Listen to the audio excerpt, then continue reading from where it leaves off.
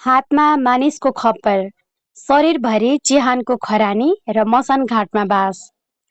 बाहिरबाट हेर्दा डरलाग्दो र रहस्यमय देखिने यी अघोरीहरू वास्तवमा को हुन्? के उनीहरू साँच्चै कालो जादु गर्छन् या यसको पछाडि कुनै गहिरो आध्यात्मिक रहस्य लुकेको छ?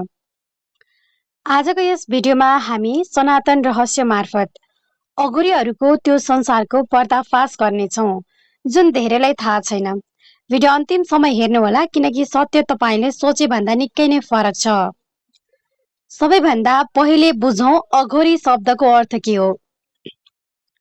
संस्कृतमा घोरको अर्थ डरलाग्दो वा कठिन हुन्छ र यसको अगाडि अ थपिँदा अघोरी बन्छ, जसको सिधा अर्थ हुन्छ जो डराउँदैन, जो एकदम सरल छ र जसमा कुनै भेदभाव छैन।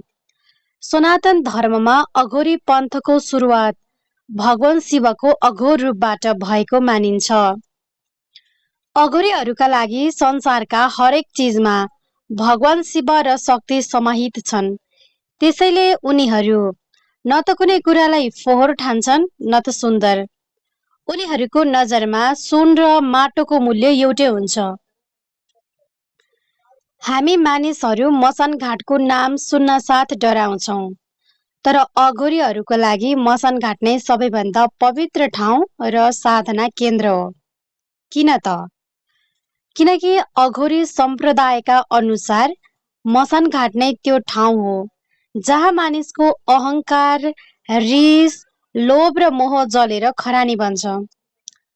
उनीहरू शरीरमा चिहानको खरानी घस्छन्, जसले यो मानव शरीर नश्वर छ र एक दिन सबै माटोमा मिल्नुपर्छ भन्ने कुराको सम्झना गराउँछ। उनीहरूले हातमा बोक्ने खप्परलाई कपाल भनिन्छ, जसलाई उनीहरू भोजन र पानी खाने भाँडोको रूपमा प्रयोग गर्छन्। यो जीवनको अन्तिम सत्यको प्रतीक हो। अघोरी बन्नु कुनै सजिलो कुरा होइन।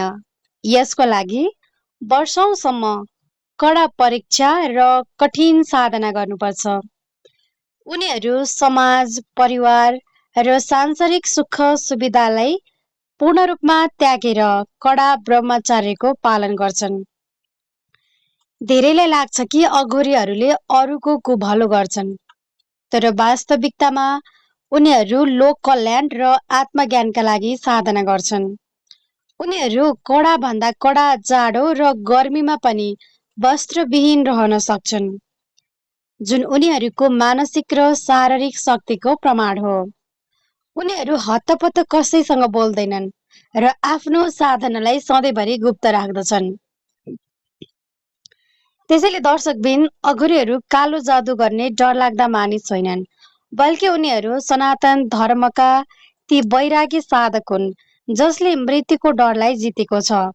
बाहिरी संसारका लागि उनीहरूको जीवनशैली अनौठो लागे पनि उनीहरूको आन्तरिक यात्रा केवल शिवको प्राप्ति हो। तपाईहरूलाई अघोरीको बारेमा यो जानकारी कस्तो लाग्यो? कमेन्टमा हर हर महादेव लेख्न नभुल्नुहोला। भिडियो मन परेमा लाइक र सेयर गरिदिनु होला र यस्तै सनातन धर्मका गहिरो रहस्यहरू जान्नको लागि हाम्रो पेज सनातन रहस्यलाई सब्स्क्राइब गर्न नबिर्सिनुहोला। धन्यवाद। जय शम्भु।